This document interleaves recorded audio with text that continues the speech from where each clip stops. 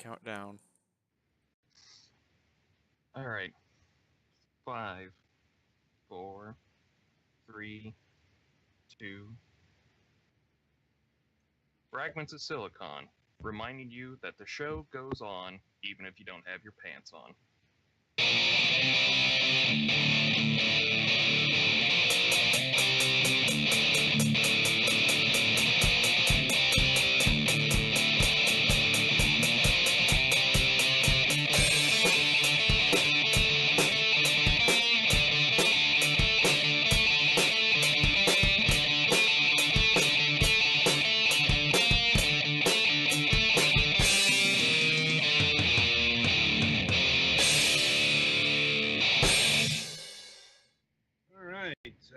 So welcome to not just any episode of Fragments of Silicon, but the last episode, at least of this year.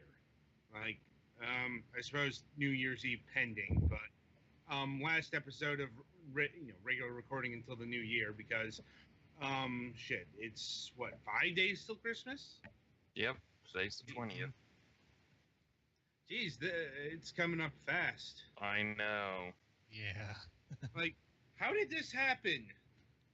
How could this happen to me? All right. No.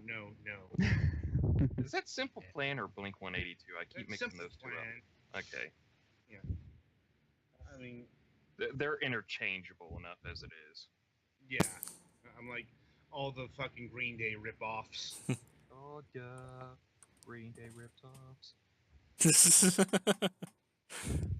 Yeah. Anyway, so as you can tell, we're getting into the Christmas season spirit, I think. Certainly cold enough for it. Now, speak for yourself.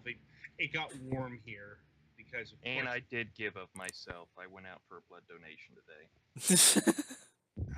I guess you're starting the news then, Ogre. Yeah. All right. Also, that coin I flipped was a South Korean won. A 100 won. Wait, dare I ask why you have that? I guess somebody tried to think it was cute that they could pay with a won, and now it's in my possession. It's been in my possession for months, but let's see. News-wise, Doom is... The main story is done. We're still working on the classic levels. So are they like actual levels? I didn't actually do any of those in Doom. It's the actual level. Ah. Like they took the level and just put the modern enemies in it. Huh. You still do like the 100 health thing unless you find a mega health, and whatever weapons there is whatever weapons there. Mm-hmm. The fun part is when they give you the chain gun. And the difference between Doom chain gun and Doom chain gun. But Very profound. it is profound. Mostly because one is like just a pathetic the other one is like, this is a popcorn machine that's just chewing through every motherfucker in my sight. I remember the original Doom's chain gun. That's why I like the new Doom's chain gun. God, it makes you feel like a sexual Tyrannosaurus Rex. Really, dude? Out of every reference you could make, you make that one? He had a chain gun. It was a minigun, but it was a chain gun nonetheless. And if it makes you feel better, I think he's the first one. He's like the first one of the group that gets killed by the Predator in the ambush. Not the first one. There's another guy that gets skinned. Anyway. Let's see. Working on something else for Christmas. Actually comes out on Christmas. Should be fun. Oh, another Let's Play-ish thing? Yeah, another Christmas thing. I'm like, I know it is let's because... see. Well, I picked up... Like, almost after the show, I just bought Pokemon Red, Yellow, and Gold for the Virtual Console because I'm a filthy G1er, I guess. But also because the fact that those games are so broken, and now that I know it, I want to go back and break them. Let's just put it this way.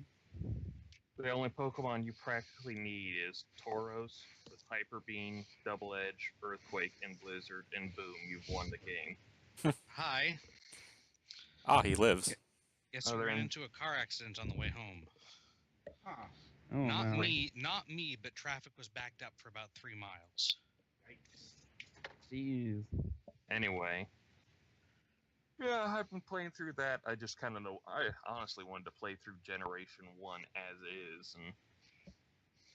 Man. Have we grown as a society? Oh yeah, Gen 1 is ridiculously clunky.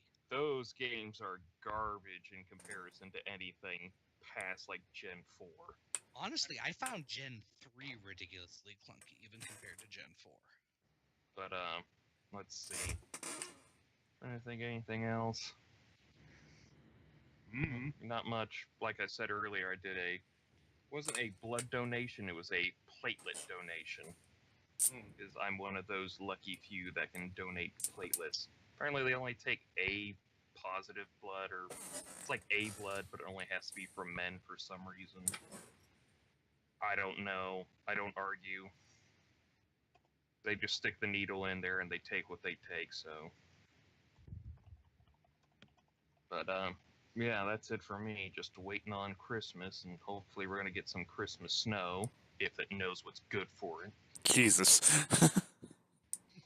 That's right, I'm threatening the weather. What's it gonna do to me?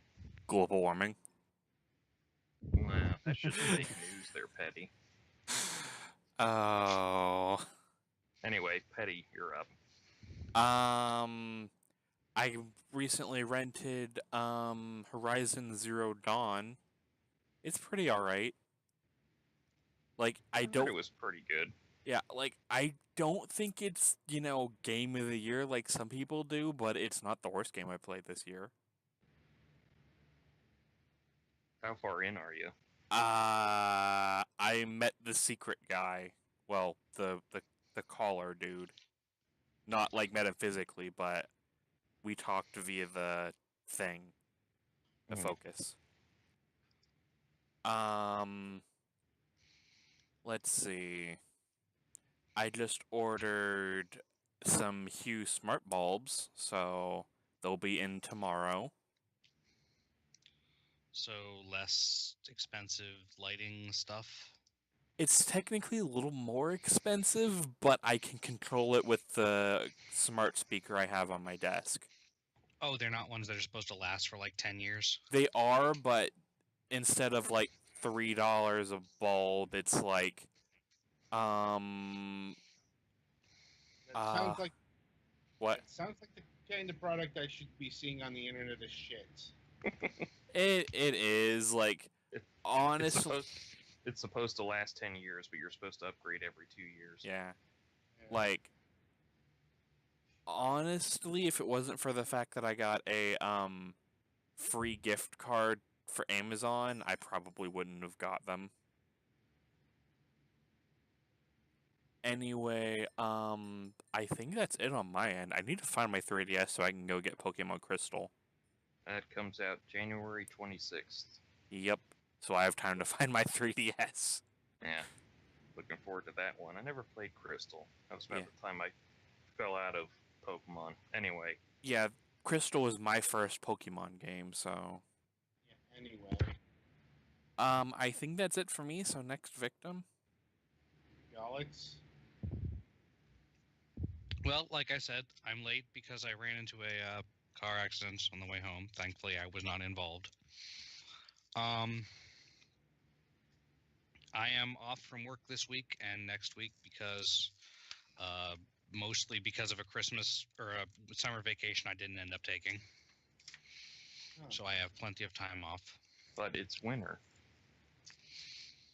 Right, I had time. I had budgeted for that. But it's winter. Yes, it is. Were those vacation days you had to use before the year ended, or? Kind of. I'm still carrying some over, but it would have been more than I could carry over. So, but yeah, and also I like having some time off around Christmas to do Christmas shopping and stuff because I still have to do that. Obviously. Particularly, I'm trying to decide what to get my parents because I want to get them something besides tea this year. What kind of? Huh? What kind of tea? My mother likes a very specific kind of Earl Grey. From what, Harney and Sons or something. And my dad likes different things, but yeah. So that's on my agenda for this week, along with trying to catch up on some games that I haven't had enough time to play, including the ones that we're looking at over the time that we're off. All right, Twilight, you're up. Well, this past Saturday, I was struck down by stomach virus. Oh boy. Yeah, so Better than by lightning. Not by much though. yeah, that was an awful Saturday. But yeah, I'm obviously well past that now. Well, besides that, I'm done with my Christmas shopping, and work's been all right. Been picking up as we get closer to Christmas, and and not much else for this week. So that's it for me. Guess it's my go. Well, the good news is I think I'm just about over my upper respiratory sickness. Believe me, I'm tired of the taste of cough syrup. Especially since if you know what cough syrup tastes like. Yeah, It tastes like delicious artificial grape flavor. I think I'm allergic to NyQuil, so if I take it, I just start throwing up. So yeah. I haven't. It hasn't always been NyQuil. Sometimes it was Tylenol, Hmm. which is the only thing that tastes like blue. Tastes like blue. Like 10 brownie points if you get that reference. Anyway, let's see. Other than that, I solidified Christmas plans. We're going to a Chinese buffet since a friend of my mom's invited her to do that and asked if I wanted to come along, and I'm like, sure. It's like, they're paying, so. Let's see. My brother's Christmas gift to me arrived the other day. It's pants. Yay, Lip- pants. Like, Are they nice pants or they're comfortable blue jeans. pants? They're jeans. They're nice jeans, but they're jeans. So make of that what you will. Like, waiting for my gift to me to arrive, which is a utility knife, because I open a lot more boxes than I realized. And I need a knife for that. Sometimes the Christmas gifts are on the practical. Let's see. And yeah, I think that's about it. Merrily, we shall roll along to the interview portion of the broadcast. And joining us once again is John Pickett of MangaGamer. Hello, welcome. It's great to be back with you guys again. Always. Like, seriously, this is like, what, appearance 12, 13? Like, is anyone even counting? We've been doing this almost 2 years now. Something like that. Like I said, I have to. We're at the point where I actually have to go back and count all the individual episodes to see where we are. So a lot of mutual understanding at this point. Anyway, right. So the game we're talking about this time is called Mutiny, Mutiny with 2 exclamation points. Apparently, a very urgent mutiny. More like an excited one. Fair enough. Fair enough. The ship itself is called the Mutiny Right. in the game. Is there a bounty on it? There's no bounty, but the entire crew is severely in debt. And that is sort of essentially the driving plot once the game gets going, is that all of this sort of mishmashed crew that has come together on this ship for various different reasons of their own. They're all kind of stuck here on this adventuring treasure hunting life because they owe someone a lot of money for the ship. And so that's like the plot of the game so far is basically going on the different adventures to different realms and different regions to explore ruins and uncover and bring back the treasures so they can pay off this sword that's hanging over their throats. Yes. And also, huh, like, well, the main character is certainly interesting. Yes. So, She's originally a prostitute. yeah, like, starts out the game, and then through a almost literal set of wacky circumstances, she becomes a pirate captain, or I guess technically speaking, a treasure hunting captain. There's probably more overlap between those careers, like historically, than you'd think. Yeah. Well, they joke about that in the beginning of the game too, because it's like the original captain of the ship like wants it to be a pirate ship and wants to do pirating, and she's part of the reason why they're all in this crippling debt, and escaping from the navy and the debt is why she basically like throws her captain's hat and cloak and the bill of and the right, the writ of ownership for the ship to this random whore in the bar as she's trying to run from the law. But of course, no one on the crew is actually a very good pirate or even wants to do pirating. So that's sort of why they end up falling on treasure hunting, because the main character goes and talks to the creditor, and she sort of offers them recommends the treasure hunting to them as basically the only way they're going to reasonably make payments. It's like piracy, except for the people you're taking the money from are either long dead or don't want it anymore. Some are not as dead as you think. But Well, I'm talking about like the ideal. I know.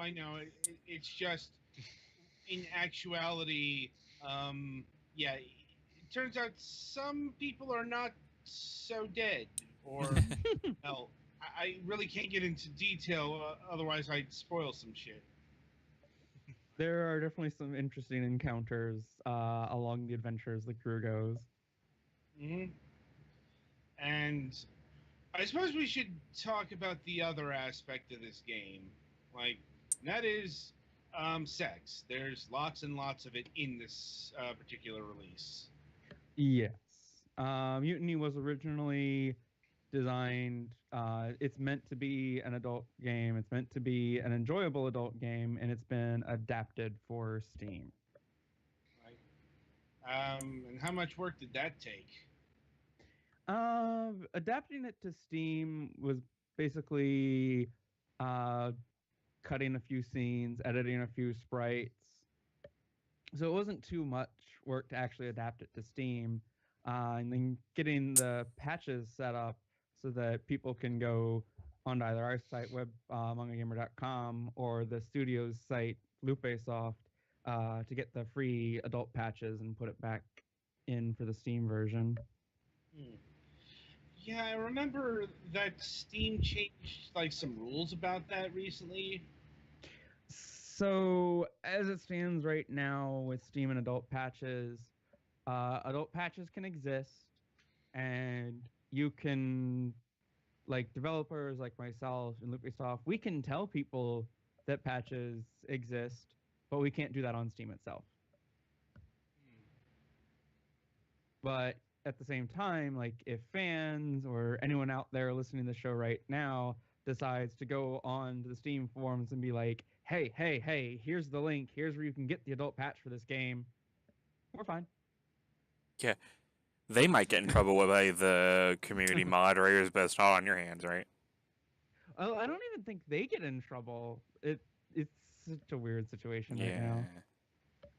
Yeah. Welcome to It's Steam. like, I think that they want to not be responsible for it being available, but they also don't want to like keep people from releasing their games on their platform, I think. Yeah. So Kinda this way basically they comes down don't to have something any like actual that. like responsibility for it.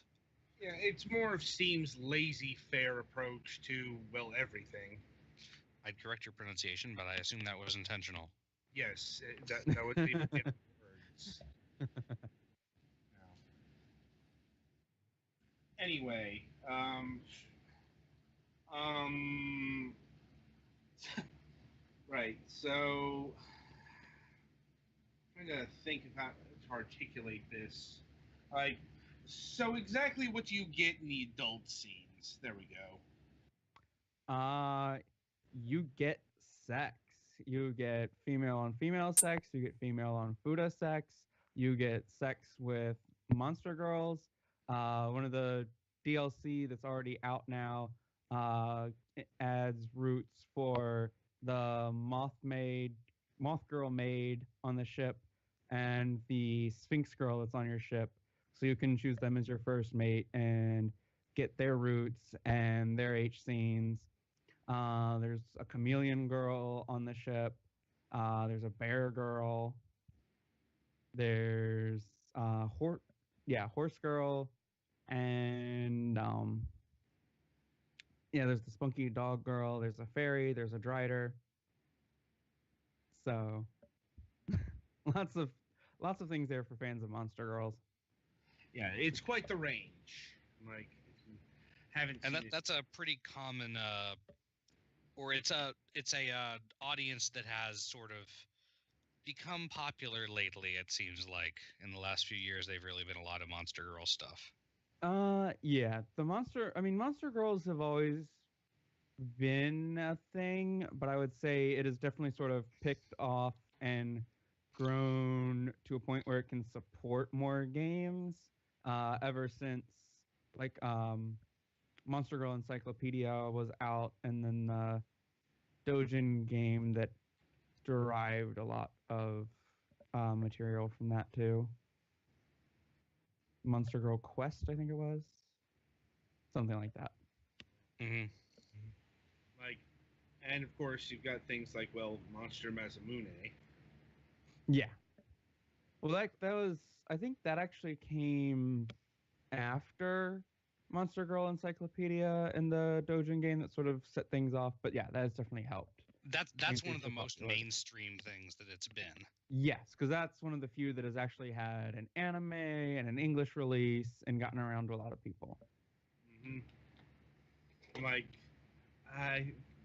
did the manga ever get released over here? Oh yeah, it's still being published and still being regularly put out. That's what I thought. Like, and yeah, I'm like, and these girls definitely venture on the monster side of the equation. There's actually kind of a range of that. Like, it's maybe not so much complicated as it is nuanced. Well, I mean, I guess it's probably worth clearing up for people listening. That's like, these are not what you would consider furry or anthropomorphic. They're still mostly human.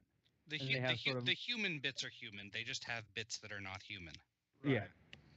Like, so it's like the Monster Girl scale lies closer to like cat girls with the ears and tails than it does like your full on furry content. Or the spider people who are like centaurs, but spiders, and centaurs are obviously centaurs. And yeah, well, the term is drider. Like, yeah, from Dungeons and Dragons it is. Yeah. Mm-hmm. I'm like, anyways, so there's actually a lot to this game. There is. Yeah, I hear there's actual gameplay, which is something that not all visual novels have. Right. So there's a couple different gameplay segments to Mutiny. There's the ship battles that occur generally during your transition from ruin to ruin or place to place, and that's sort of you basically have a series of options you can pick for like evade, brace for impact, shoot, a couple combinations of that, and you have to try and choose the right ones based on where the ships you're facing are, so that you can get away with as little damage as possible. And if you make the wrong selections there, the ship takes a lot of damage and it increases your mutiny gauge. And so when you fail in the ship battles or the puzzles, the mutiny gauge itself builds, and if that fills up, the crew mutinies against you, and you get the mutiny end for whoever your first mate is. This is, as they say in the business, not a good thing. No. And then the puzzles themselves, there's a couple right now. There's sort of a lights on puzzle or like a little key puzzle where you move tiles around and try and get the lights to connect. So it's in that sense, it's kind of similar to a lot of older adventure games. I gotta admit, I wasn't expecting that kind of puzzle here, because I literally never seen it in the original novel before. Like, not saying that they don't exist. Yeah. It's just this is my first encounter with such No. a thing. No, it's definitely worth noting. And well, also another thing that's interesting about Mutiny is actually an original English language visual novel. Huh. So it's developed by, it was originally developed in English. This is not a translated title. The studio, the head person for the studio is out on the West Coast. They have writers in America and England, and the guy that runs the studio is also the main artist for all the games that their studio puts out. But it's made in English, and so it doesn't have quite like the environment or the fan base or a lot of the stuff that you would expect like Japanese companies and visual novels to have starting out. So this is Mutiny, it's much more like the American, the English indie visual novel scene. And this particular title is probably the longest one they've produced to date. What are some of the other works that they've produced so far? So the first title that they published with us was Menagerie, which is it's really interesting title. It's set in a world that they've created themselves for one of their later games that's coming later, Dizzy Hearts. It's set in that world, but specifically it's set in this sort of opulent desert town where the wealthy are like the super rich, super elite ruling over it, and they have their own like high class harem brothel. And Menagerie itself follows the heroines, the women that are in this brothel for these decadent, opulent, wealthy merchants here in the Arabian city. So it does a really good job of like looking at that, like the life of within a brothel, the life of the different races that are gathered there, and their interactions with the men, with each other.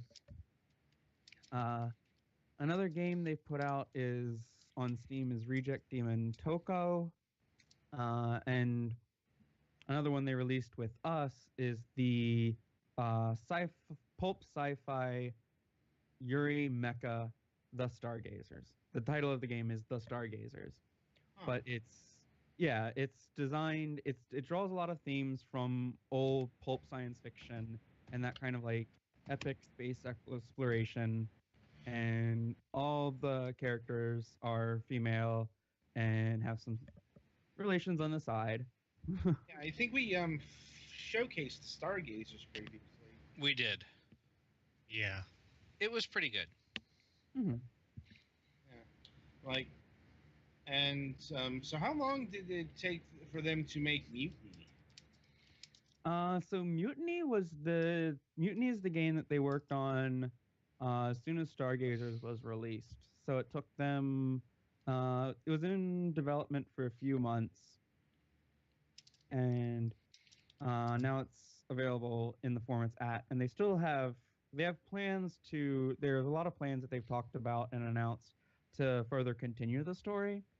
So they have DLC planned to add in routes for a couple of the crew members that can't be selected as your first mate right now, and there's also plans to add new adventures that will be set sort of post game for the crew and to sort of tell their continuing story as they and they plan to do the continuing work for Mutiny alongside the work they're doing right now to finish Dizzy Hearts. Interesting. And so, what does it mean for one of the girls to become the first mate exactly?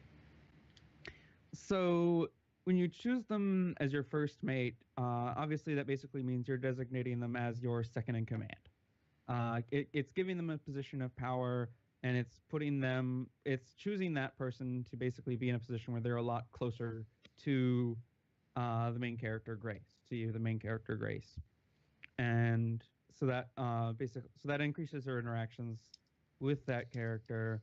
Like for example, in one of the DLC with Elizabeth, the maid that sort of cooks and cleans and does a lot of the maintenance for the ship.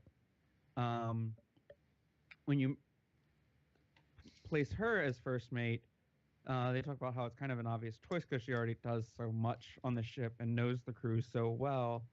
But as you interact with her, you realize like, okay, she's not actually really delegating things very much. She's very much a do everything myself kind of character, and you sort of push her to grow and expand out of over the course of your journeys uh, in that route. And of course, the different heroines have their own different sort of quirks or issues and their own different sort of growth and development when you choose them as your first mate.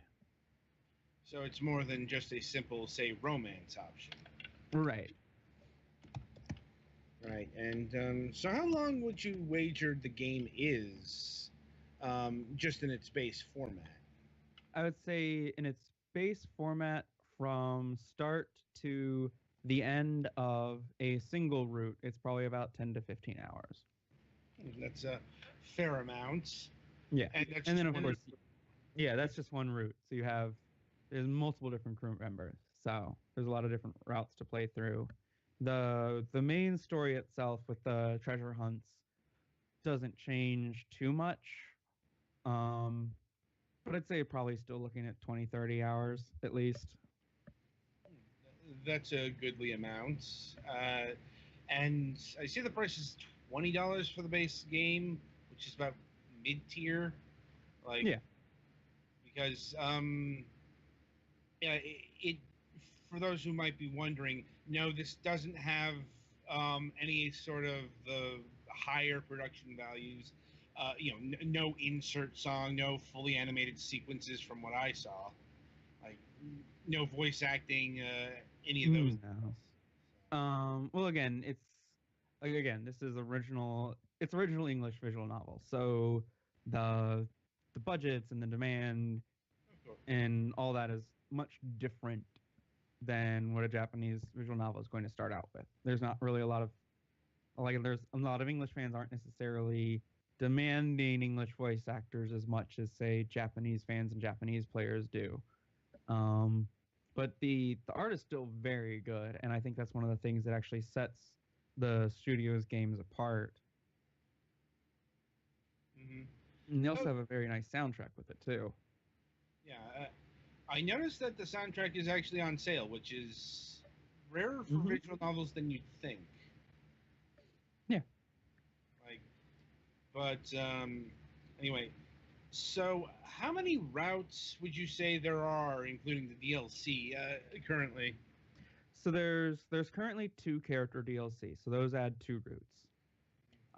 That adds the Sphinx Grozdana and the Moth Maid Elizabeth Margaret. And then in the base game, I believe there's the Dog Girl Fu, the Bear Girl, the Chameleon, and I think 1 or 2 more. So at least 6 or 7. when you add the DLC. And is there sort of a roadmap of the DLC to be released? Like, how many more of these routes or whatever's are planned? So right now they have announced the next DLC planned is Mhm. going to be the first adventure that takes place after the game, and then the next DLC after that is a pair of two new character DLC, and then after that is going to be the second adventure DLC. And are they all going to be the same price, or are like the adventure DLC going to be more or less than the character DLC? No price is set in stone yet since they're still in development, but I believe the adventure DLC is likely to be slightly higher than one of the individual character DLC because it is going to have more content like new story, new characters, mini games, and other stuff like that is getting added with each of the DLC, the adventure DLC. Sounds about right. So turning away from Mutiny at this point to something that is going on right now as of this recording is the Humble Bundle. Like, so Yeah. for those who don't know, MangaGamer here is doing their first ever Humble Bundle. Yep. The Humble Bundle with the charity that it's supporting is the Comic Book Legal Defense Fund, something that's probably going to be very important in the coming years. Well, I suppose the question that beckons is, what does this charity do exactly? So the Comic Book Legal Defense Fund is a lot of people are familiar with it because they're the ones that basically defend the free speech of and the rights for comics to cover different content. So, like if someone wants, like, there's always talk about how, does the First Amendment protect porn? And there's a whole obscenity clause in the laws that makes that such a gray area. And the Comic Book Legal Defense Fund is one of the few charities out there that has actually sort of stepped up and helped people when they needed the legal defense to, prove that like owning and publishing the comics, be it American manga, either way, that they're not harmful, that they're not, and that they shouldn't be condemned for enjoying, something like Mutiny or like our upcoming release of Emoto Paradise, or even just if you buy adult hentai from Faku or whoever. Right. And I suppose, like, is there any particular case that they're fighting right now that has, like direct bearing on this? I don't know if they have anything directly. Right. Right. Well, still a worthy cause to fight for. Yeah, right? it's an anti-censorship Yeah, charity basically.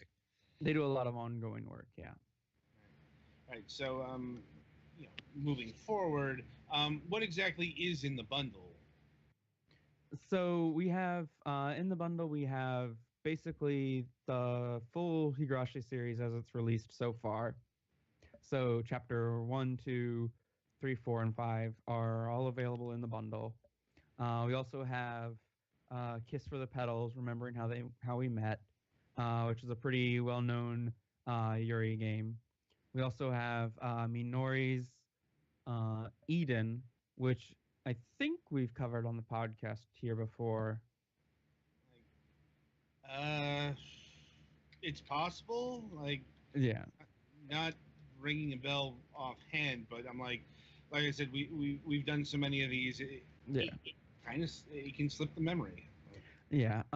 Eden is a pretty epic story about basically a girl, a genetically engineered girl that helped develop the science and the means for humanity to evacuate the Earth before it is ultimately destroyed, and it follows her choice to remain there until its final moments.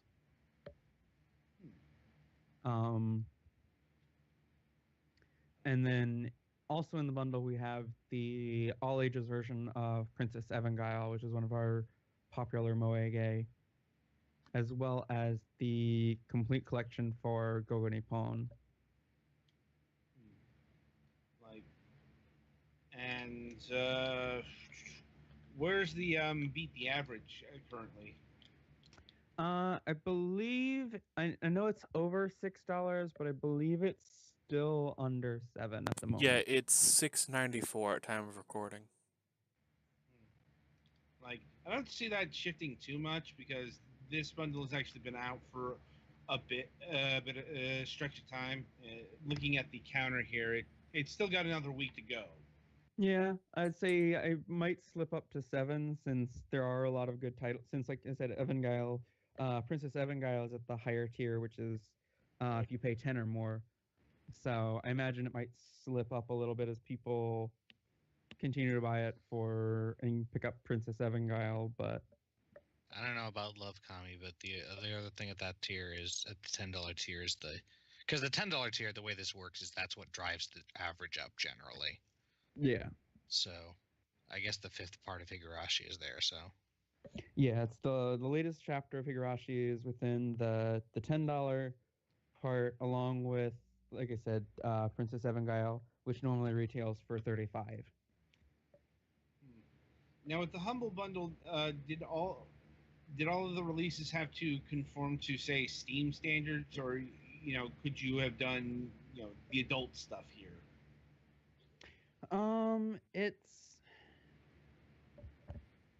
It's more popularity. The Humble Bundle wants hit titles. They want titles that have a lot of recognition and a lot of. So it's more that.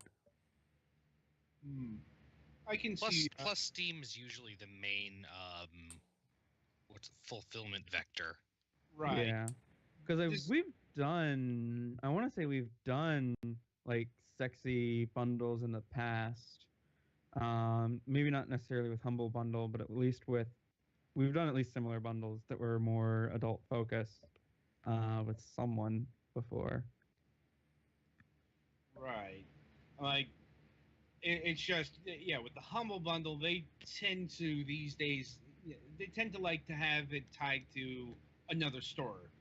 Usually Steam, but sometimes, if it's if it's an EA bundle, it's Origin. If it's an Ubisoft, Uplay. So that doesn't surprise me.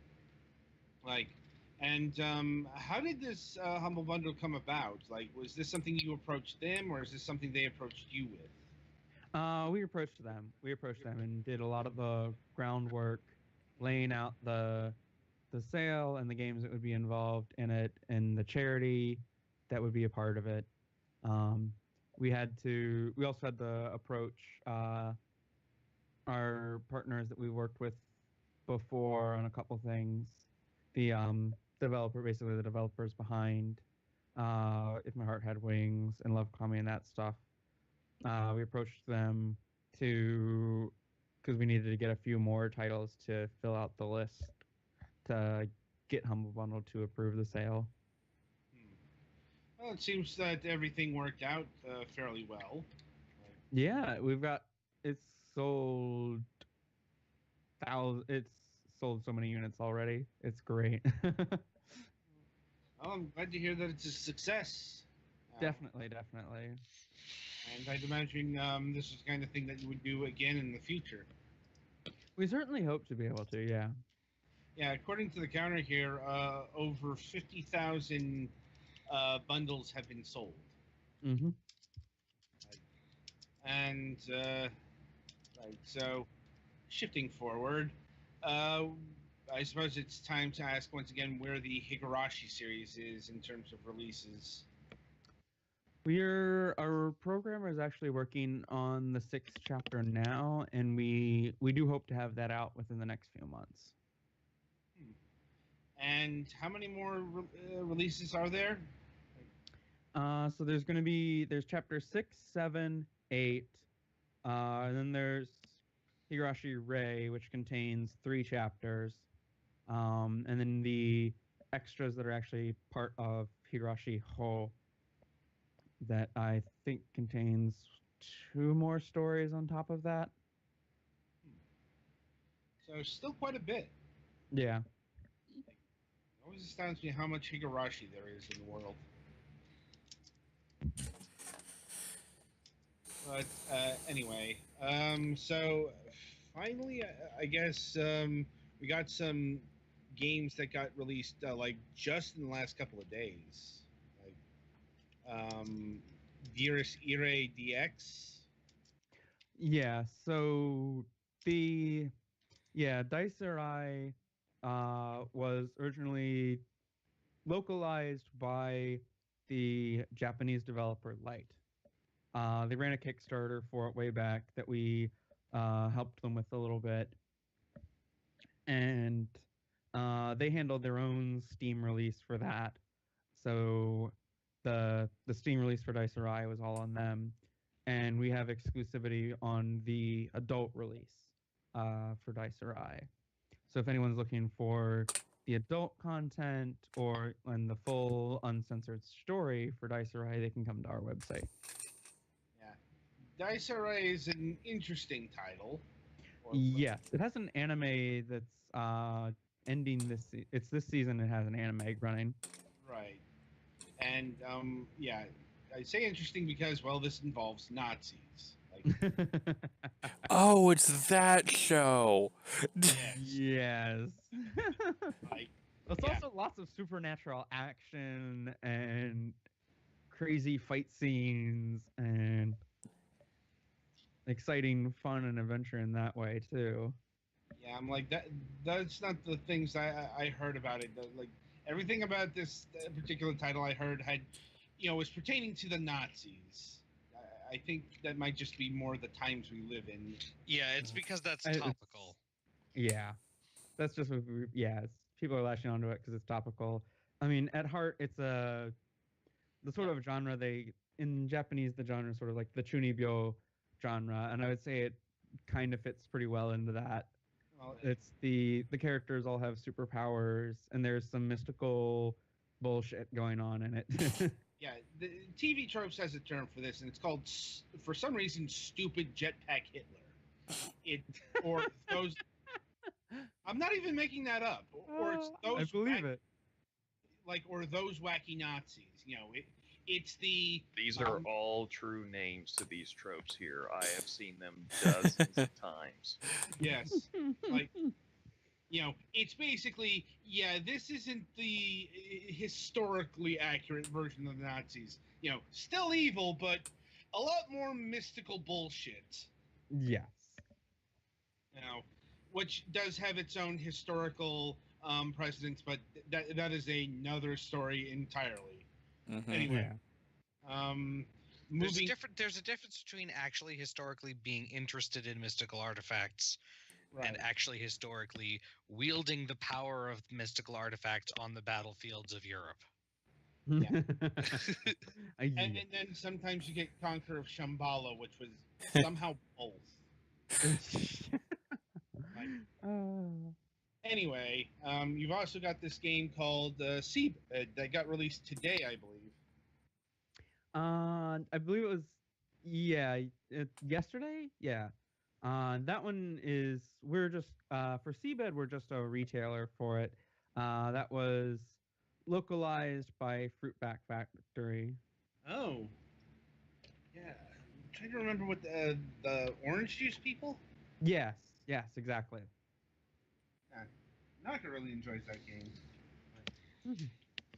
I know recently we also released Heart of Crown, which we worked on with Culture Select and Japanime Games. That is Heart of Crown is available on our site as well as Steam, and that's based on the actual tabletop card game Heart of Crown, which is its own deck building game with a random market and princesses that you nominate to sort of create your domain, and you can stock cards in your domain. There's a lot of fun rules that make it a really fun card game to play. Alex, is that a thing you know? No, I don't think I've ever played that one. Something I'll to look it up though. Mhm. Anyway, so what are you personally working on at this point? Still the same project as always? Yeah, I'm still on the same project as always. We had a lot of fun working on the marketing and pushing out our latest release for Umineko Golden Fantasia, which was actually our very first fighting game that we have ever released. For those not familiar with it, it is it's a tried and true fighting game based on the Umineko franchise. So it's all the characters from Umineko When They Cry in a tag team fighting game. So there's a lot of mechanics based around tagging out with your opponents and switching out, using that to build up combos and chain events. The main character that's out builds up the special gauge for the character that's waiting in the queue. They have like a shared health bar. And one of the other unique mechanics in that fighting game is the ability to activate the meta world, which is a throwback to Umineko itself, where the characters basically like the characters declare that this is how the world is, and so the stage itself changes to reflect that, and that lets them activate a lot of their special moves and extra special EX specials and things like that.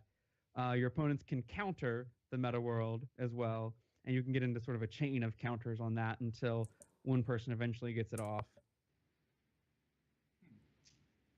And is this the first non-visual novel project you've worked on, or have been there others?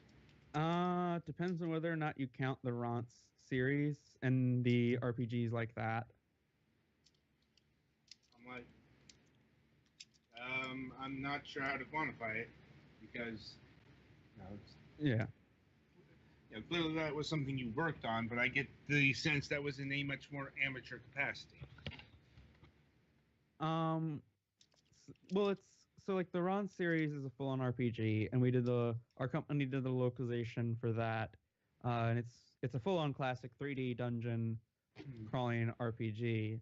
So there's a lot of gameplay and mechanics to that, and some people would call it an RPG, some people would call it a visual novel because there's still a lot of like the story scenes and the sex scenes all sort of play out in visual novel format, even though it's an RPG.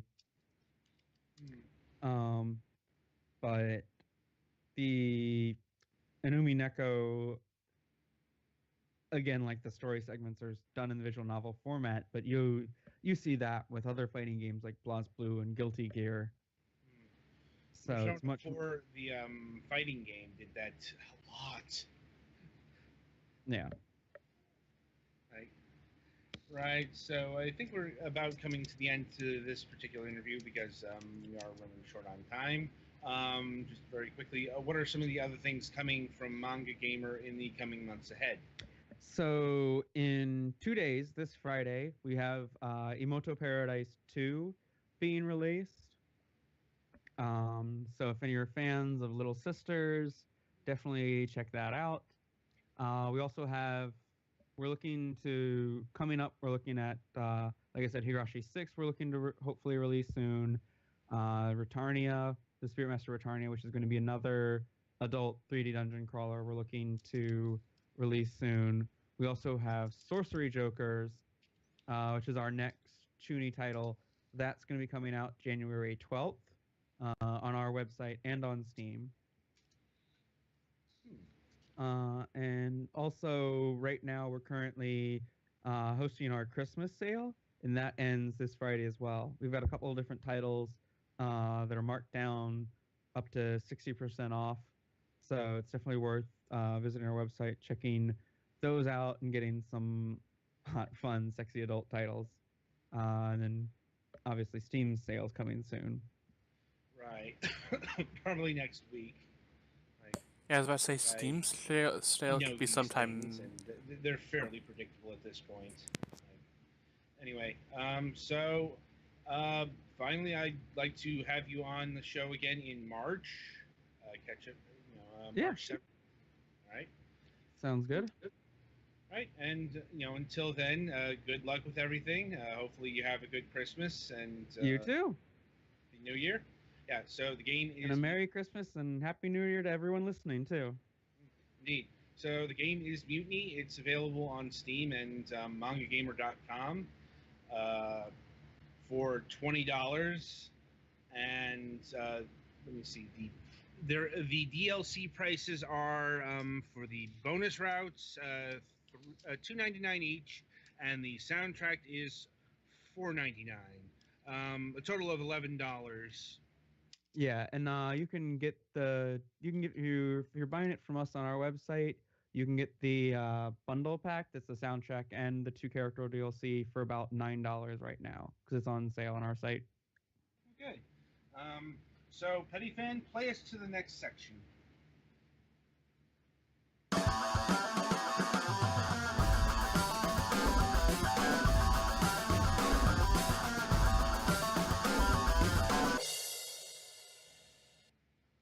All right. Welcome to the final topic of discussion for 2017, and as it turns out, this particular topic is very timely. We are talking about PlayerUnknown's Battlegrounds, or PUBG. Galaxy's Game of the Year.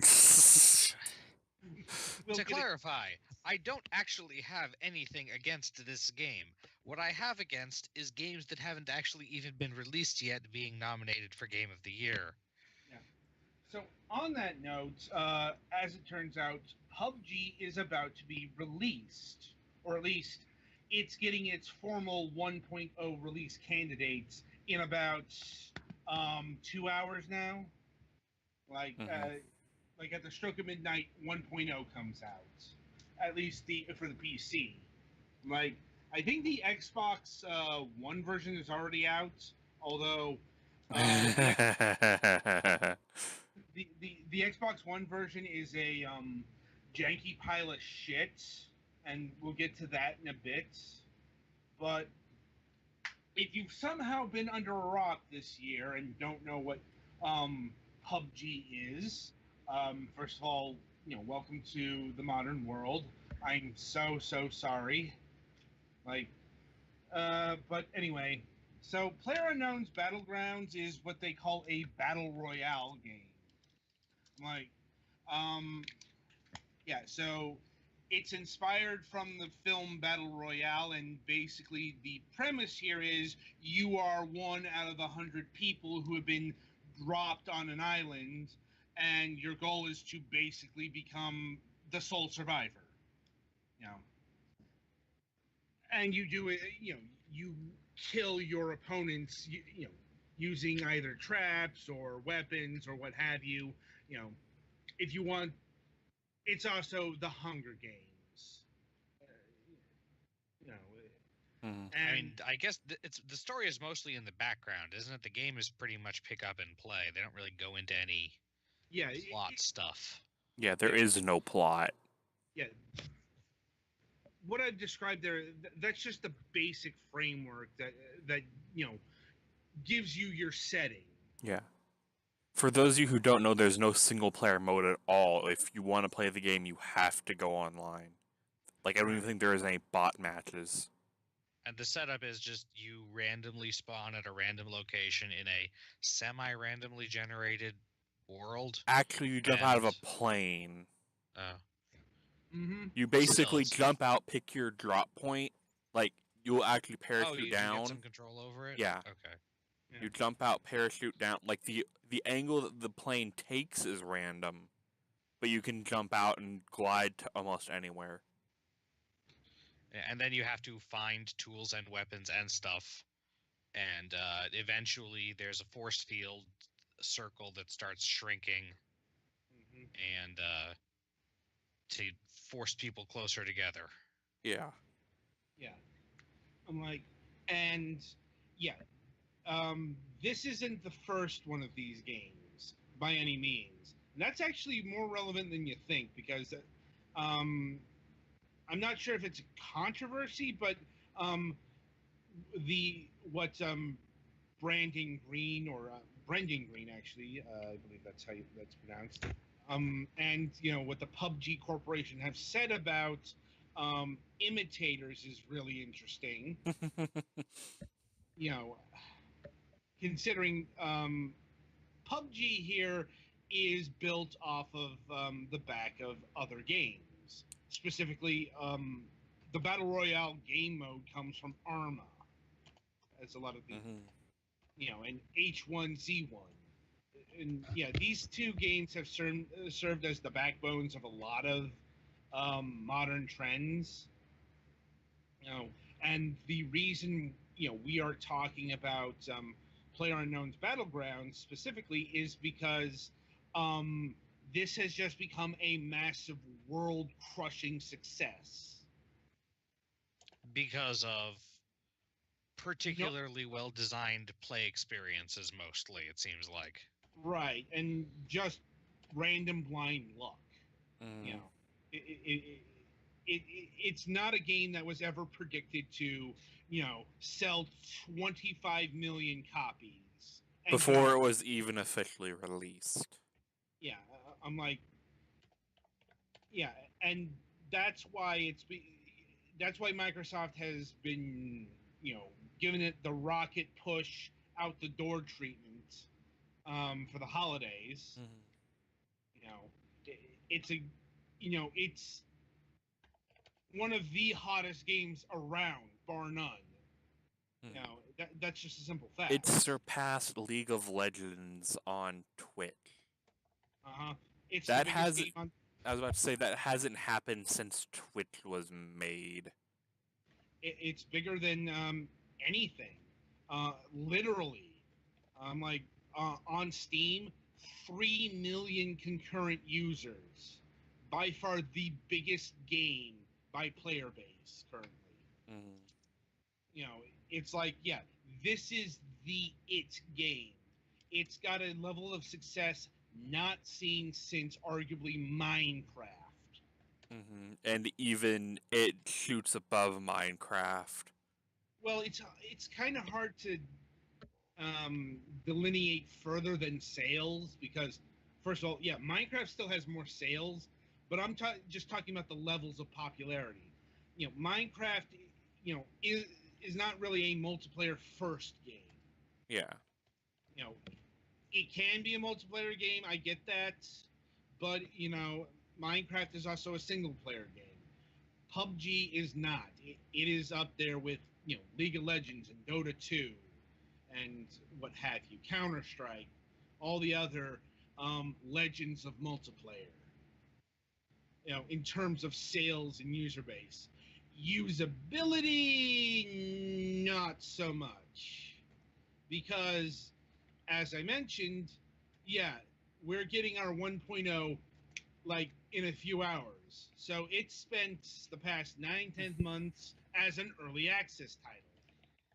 And if you know how early access titles go, especially early access titles this complicated, this is a fully 3D game and everything, and the actual PUBG team isn't you know isn't that all that big, or wasn't all that big.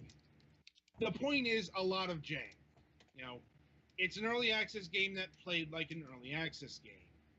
You know, and that's the case on the Xbox One. I'm not sure if that's full release or if that's still early access there, but um, don't buy the Xbox One version. Like, Well, uh, until they fix it. I was about to say, unless you have an Xbox One X, because the frame rate is just absolutely garbage. Yeah, from what I've heard, the PC version also has been having optimization issues. Yeah, like that's not surprising. Like, we'll see how stable the 1.0 goes, but it wouldn't surprise me that even in 1.0, it's still going to be a janky mess. Like, because the Yeah, I would know about 1.0s being janky messes. because like there have been some really broken glitches before 1.0's release. Like people could see through buildings, cars were trapped in the map and stuff like that. yeah, that sounds about right. Like, and I suppose to also address why this game is coming out on the Xbox One first, well, there's a couple reasons. One, Microsoft kind of not so much grabbed it, but they're assisting in the development of the game. Also, Xbox One really needs something exclusive because Well, it's also the Xbox One actually has an early release program. The PlayStation 4 does not. So, just by default, the Xbox One gets probably its biggest exclusive in a while, like since like Halo 5. Or, yeah, because after Halo 5 is when they started launching games on PC. So and from everything I've read, they absolutely intend to release this game on the PlayStation 4 at some point. yeah, It's just, they haven't acquired the resources to do that yet, and Sony doesn't really do the early access thing at this time. That may change. And if they start needing something to be a reason to put stuff on. Right. The point is, PlayStation 4 and a PlayStation 4 Pro version will happen. Like, this is a timed exclusive. I'm like, maybe even a de facto time exclusive, because they've never been exact. It's one of those, they've been purposely vague about the release situation, probably for contractual obligations. yeah. I imagine it's going to be out in like the next 6 months to a year. That'd be pretty standard.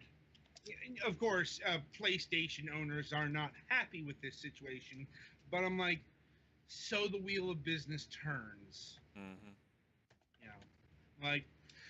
As far as Switch version, I doubt that's happening, just because of the Probably- always online needs. well, probably not in the form we got here, but so the thing about PlayerUnknown Battlegrounds is it's not just a single game anymore. It's already a franchise. And you might be asking, how could that be? And the answer is mobile game spin-offs. Oh fuck, those exist, don't they? Let me check if they actually exist, but I do know they are being made. Like, there are 2 mobile games being made for the Chinese market, because that's another thing. This game absolutely exploded in China. Oh yeah.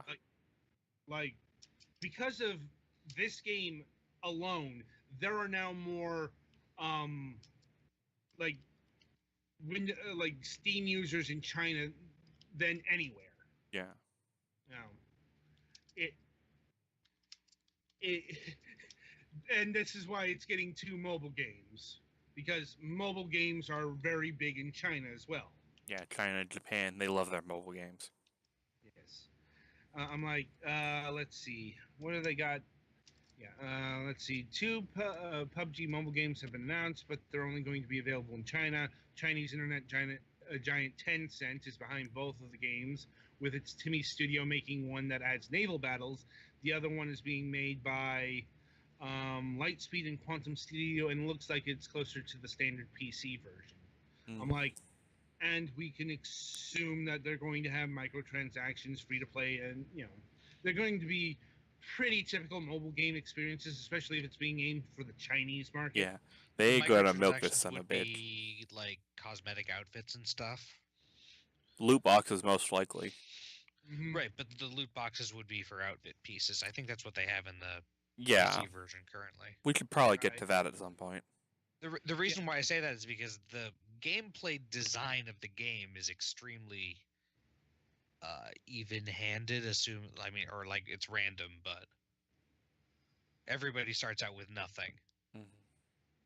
Right. And you can't like unlock the ability to find a better thing in the first building you find.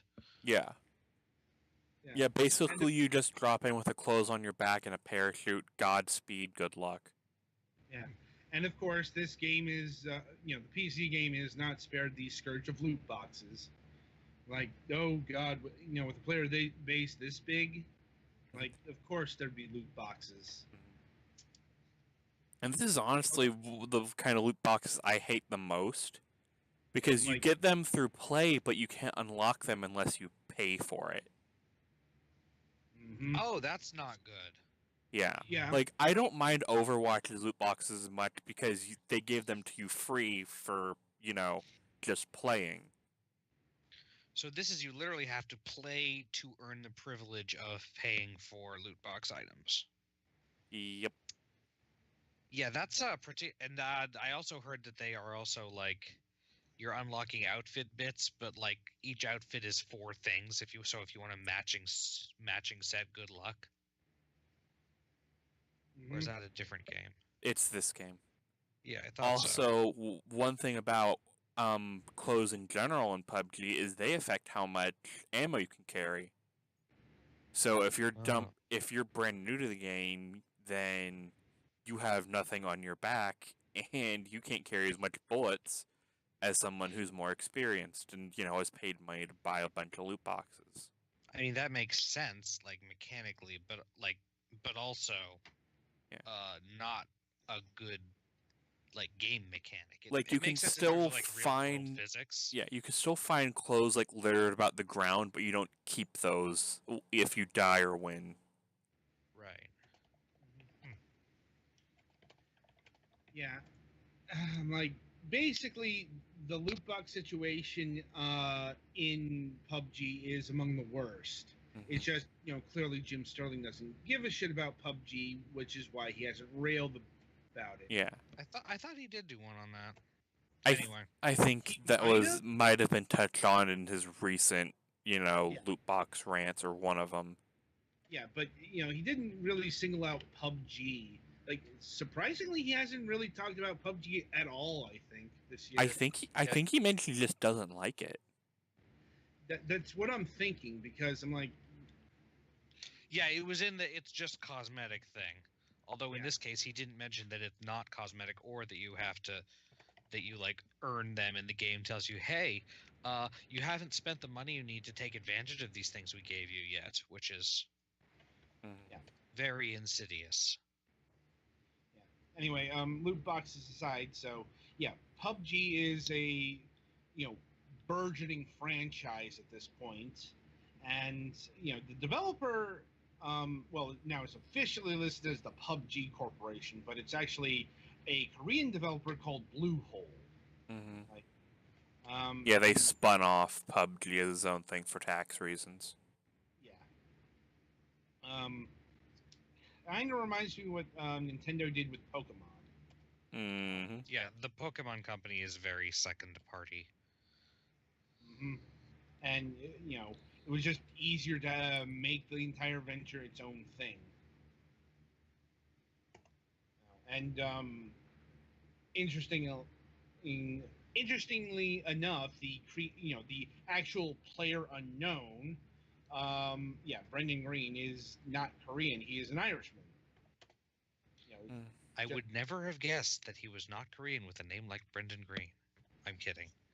I'm like, It's a pretty Irish name. yeah, it's like, but people really don't know the Brendan Green part, but the player unknown part. And of course, since this game became like the biggest thing in the universe, companies have been trying to buy out PUBG and Bluehole, like, because they want the game. Yeah. They want a game that's currently printing piles of money. It's like, Yeah, it's one of those things where sure, it's okay that you want to buy that out, but I don't think you have enough money for that. Well, considering who we're talking about, actually they do. I'm like, Microsoft wants them, Tencent wants them, and For those of you who don't know who Tencent is, they own Riot.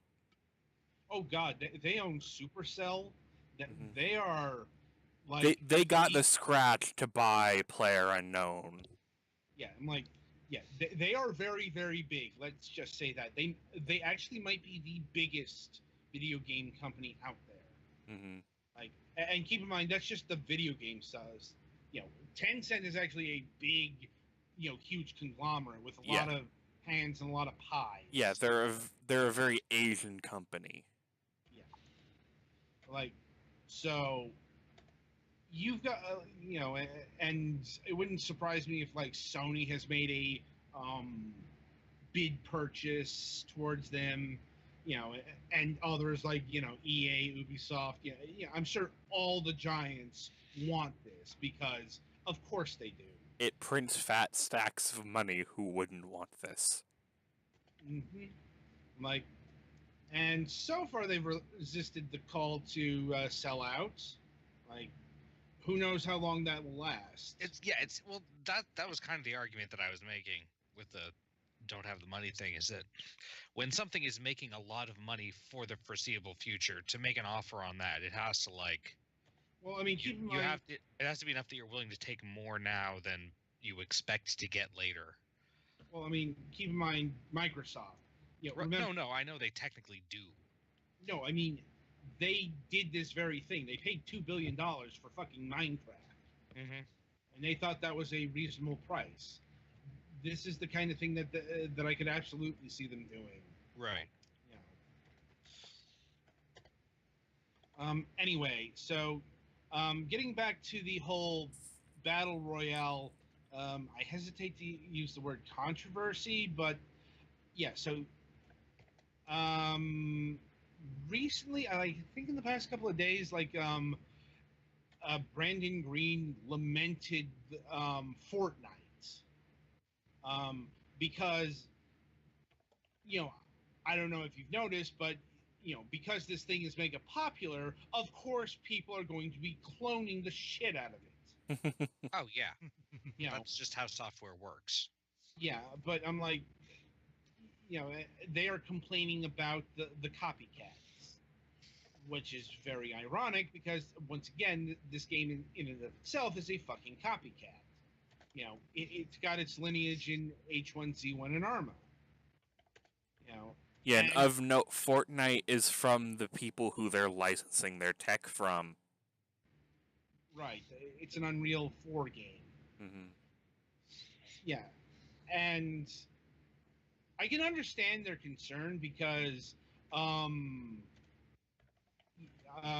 nobody's obviously nobody's eating their lunch yet, but Fortnite Battle Royale mode is actually pretty popular. Especially since it's multiplayer or multi-formats. The PlayStation 4 owners are being served this particular game style with Fortnite, not PUBG. Mm-hmm. So, obviously that might be a lot, that lost market share and all that shit. Mm-hmm. But here's the thing, like, they wish they want to own the copyright on the play style, and that's just not a thing that happens. You want to talk to Capcom about that? They tried that with Mega Man and Street Fighter and failed. Yeah, a play style is conclusively on a legal basis not copyrightable. No. Like, maybe the most you can get is a specific game mechanic, like when Namco owned the actual patent to, play games during loading screens. Mm-hmm. But I'm like, to be able to claim exclusive domain over the Battle Royale playstyle is just not a thing that would ever stand up in court. Like, maybe if they were the first ones to do it and they didn't pull it from, like, Arma and whatnot, maybe. Yeah, this But might be a since unique there are- synthesis of ideas, but Yeah, but since they are already copycats, no. Right. But like I said, I get it. I get why they're concerned because this is a play style that's not exactly hard to um, hard to lock down. Like we've already got another popular game, and it's a mode in that. Like you're probably going to see like a battle royale mode in everything in the next few years. Every fucking third person shooter, first person shooter, down to your maybe Minecraft clones. I think the biggest issue you'll see with that kind of thing is it's going to be in things that, don't mind running a dedicated, 100 people at once in a match servers. Right. Yeah, because, back in the day, Battlefield used to have stuff like that. Oh, no, it will still be done. I'm just saying not everyone is going to want to run that kind of... It doesn't necessarily have to be 100 people, though. Yeah. They could scale that down. Or, and, here's the thing. The more proliferation you get, the more variance you get. It's basically a weird form of natural selection, or, genetic diversity. The more of these things that propagate, the more variance you're going to get because you got to make your shit stand out somehow. This is a thing that goes all the way back to the great Pong clone explosion. Where maybe it was just simply twisting the Pong paddles from the horizontal to the vertical, or having 4 of them, or having them invisible, whatever. It's like whatever or changing the graphics entirely. Now, changing the color back in the day. Yeah, it's like it's not necessarily the big changes, but like this is also how Pong evolved into Breakout, and Breakout evolved into Arkanoid and all that stuff. That's gonna be what happens with the battle royale thing. Yeah, if like Atari locked down Pong entirely, we wouldn't have Arkanoid today. Well, I mean, here's the thing: Pong in of itself is a ripoff. Like Pong was stolen from Ralph Baer's Tennis for Two. Yeah, so, but you know what I mean. Yeah. Like if they wanted to lock it down, like Bluehole is wants to do with PlayerUnknown, then there's actually an interesting story about that, but that's kind of outside the scope of this. Or or actually, I suppose I can tell the story. Actually, I do think Magnavox had the patent to Pong, basically. But when they found out that Pong existed, and guess what? They found out that Nolan Bushnell ripped off the concept because they found his name in the fucking registry where they were demoing the game. Oh. Yeah, I'm like, so like he signed in when he was doing it. Yes. Yes, he did. But here's what Magnavox demanded: a one-off payment. And wasn't that big? Guess who got the better end of the deal on that? Like Atari. Like that's kind of where this thing could have actually have occurred back in the literal primordia of video gaming. Here, no fucking chance. Yeah. There's nothing in this. There's no individual part of this game that is really particularly unique. Maybe the jumping out of the plane to pick where you're actually gonna start fighting, but that's about it. Right. At any rate, we got to wrap this conversation up because it's a little past 10:30, and we've got another show to prepare for. Right. Yeah. Indeed, that will conclude our regular broadcast of 2017. Doesn't mean that much since it's the 20th. So we'll be back in about 2 weeks. and we might be doing something for New Year's. I think we're still on the fence on that. Hmm. Probably solidify that after Christmas. Just watch the social media channels. Yeah, I'll try and put something up in the Steam group and in the Discord. Like, um, but on that note, coming up on the season finale of Moonhawk Studios Presents, Galax, take it away. We have Rick Desilets and John Seelig, assuming that John accepts my Skype contact request, of the D-Pad, who are a Let's Play group on YouTube and also do a few other things, but mostly the Let's Plays, and they're pretty prolific in a fairly short amount of time, honestly, and they do lots. Right now, they're doing a lot of Nintendo things, and they're doing a lot of things where they're basically going through particular series, doing like all of the games in order to sort of look at them in relation to each other. And what are they doing now? Right now, they're on Mega Man 04 in their Mega Man thing. They're in between Sonic games. They're playing Super Mario Odyssey. And then on the weekends, they're playing Mega Man Battle Network 4.5 when they can. That game is a pain in the ass to play. I think currently their Retron is on, like, because they need to get the clock to advance for like 5 days before you can do the next next event in the game, because that game is it's a weird game. It's a real life progression. It's basically, if you know anything about Mega Man Battle Network, it's you get to pretend to have an actual Navi and do adventures on the net at times based on like real world time. So yeah. All right, and on that note, this concludes Fragments of Silicon. Have a happy holiday, a festive New Year, and we'll see you, in 2018. Until then, I wish you good gaming.